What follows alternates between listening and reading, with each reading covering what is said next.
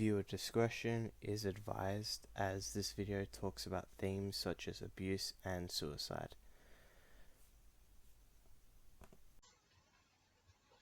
Now, I'll be the first to say that my initial impression of Yuri wasn't the best. While typically YouTubers and streamers don't side with Natsuki due to personality issues, I, on the other hand, was curious. And as I've said, I share a lot of my hobbies with Natsuki, so seeing Yuri act the way she did towards Natsuki left a bad taste in my mouth. But after the story was done, I can confidently say I was pretty wrong about Yuri, although Act 2 still annoys me. Yuri is typically shy and quiet, though she does like to listen to other people speak, as it helps her develop her way of communication.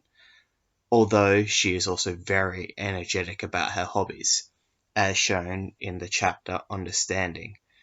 She struggles with people and thinks that others see her as weird, and she believes this to such an extent that she pushes other people away because she doesn't like being coddled.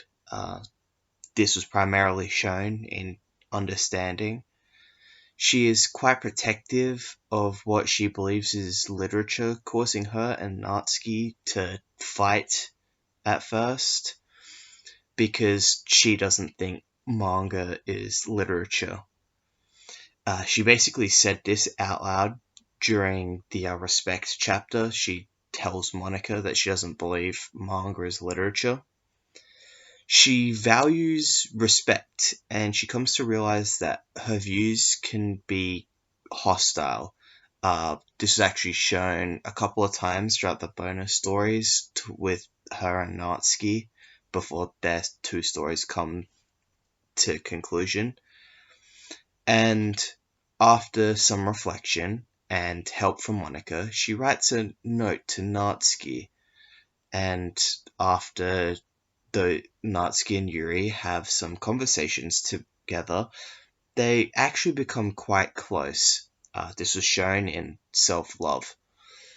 Yuri's bonus stories are a little different compared to the main game, where most of the other casts in the bonus stories, these are used as like backgrounds and to help us understand the character more.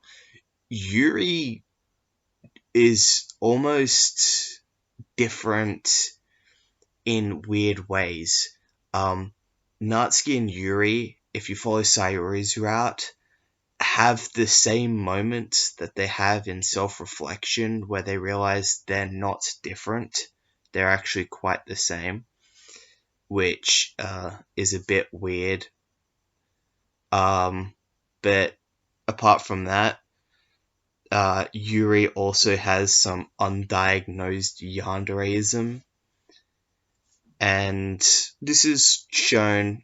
Obviously, I'm going to exclude Act 2, but it's implied in Act 1, if you follow Yuri's route, that she takes some of the MC's belongings and stuff like that. She has a moment when she gets cut, which is not my favorite, but, to each their own, I guess.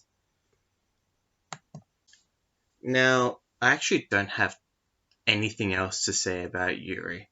I hated her main game version, and I loved the extended bonus story versions. I felt like she was more of a character there, and I did play all the routes. I know on stream I think I only did the Natsuki route, but I have done all the routes.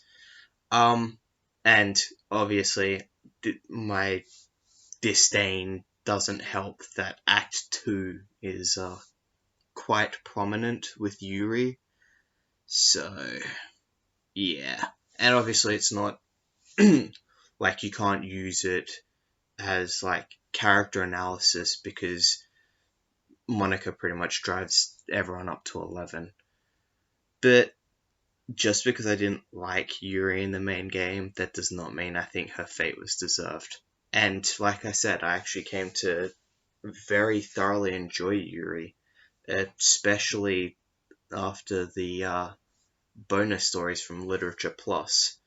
So now I feel kind of sad.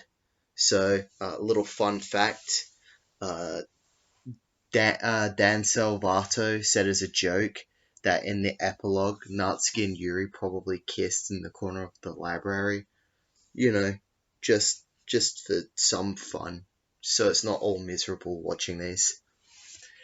Anyway, thanks again for watching. Please like, comment, subscribe, look after yourself, and tell me how this was the worst video I've ever made, because I put like less effort into it, because I've made it quite obvious I was not a big fan of main game Yuri, so like there isn't as much I'd like to talk about.